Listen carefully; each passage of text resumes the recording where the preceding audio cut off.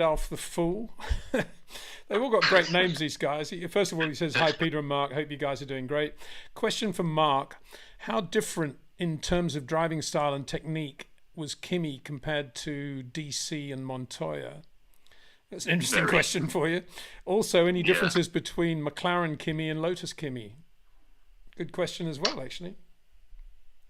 So differences in driving style, very, very different. And that was a big problem, actually, because we ended up having to do different suspension geometry, particularly between Montoya and Kimi. So this was a time when cross-weight with steer was introduced. So basically, as the driver steers, you can change the suspension geometry, mainly the push-rod pickup, so the inside tyre loads up. It's basically pushed down onto the track, because obviously normally what happens is the car corners, the inside wheel is lifted off the ground because of weight transfer. But this actually works in the opposite way by sort of forcing the inside wheel down.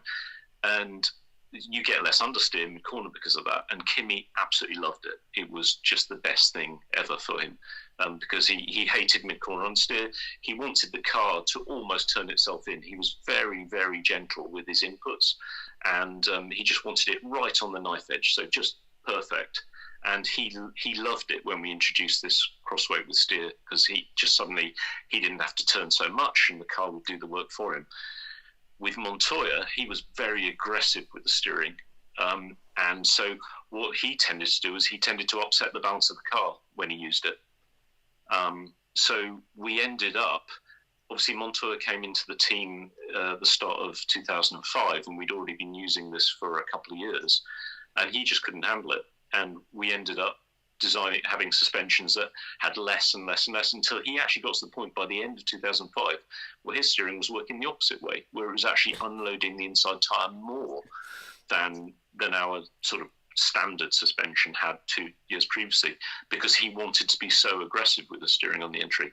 And obviously what that means is the two drivers are driving the car in such a different way that you're almost unable to use their feedback, because they're just driving different cars. I think DC was somewhere between those two, as most other drivers are, to be honest. So he could cope with an amount and make use of it, but maybe not quite as much as Kimi, and I'm pretty sure he wouldn't have been as happy with Montoya's setup either. So and just to interrupt there, Mark, what you've just described there between Kimi and Montoya, there's the definition of a short corner driver against a long corner driver, interestingly. Yeah, okay. So Kimi, the short corner driver. Yeah, absolutely. Yeah. I mean, they're both very effective methods. Obviously, Montoya was very fast, and Kimi was very fast. I think what it sometimes caught Kimi out a little bit was in a qualifying situation. If it was a little bit on the edge, he'd get it slightly too much on a corner, and we'd lose a tenth or two on the corner entry. So sometimes you saw that odd error. And one of the things that was particularly brilliant about Kimi in 2005 is he just didn't make those errors. In 2003, 2004, he used to make the odd error that you'd catch him out. But in 2005, he was just so good. It was just immaculate. It was unbelievable. And Montoya couldn't. He could beat him on occasion, but consistency over the season just wasn't there. He couldn't match it. But Montoya also knew that he had to do something different than Kimi to beat him. He knew that if they were in the same car, he wasn't gonna beat him. So that's an interesting part of it was I think there was a slightly political element in it as well, in terms of trying to destabilize Kimi a little bit. It didn't really work, because Kimi's the last person you'll ever destabilize. Really. Well, yeah. I don't know if you pulse rate maybe in triple figures. I'm not sure with Kimi. Yeah, I think he probably used to get quite agitated sometimes. He's not always the cool guy that people think he is. His first race was in Melbourne in 2002. There was that big accident at the first corner, and Kimi had to drive through a load of gravel, and it actually went down his back. It got between the seat and his back on the first lap, and he came into the pits shouting on the radio, "You've got to get the stones out of my back, stones!" And the guys had to reach in and try and rake out the stones from behind his back. But my goodness, he was absolutely on the limit there. Yeah, he was very agitated about that. But he did just get back on with it. But okay, let's compare McLaren Kimi with Lotus Kimi.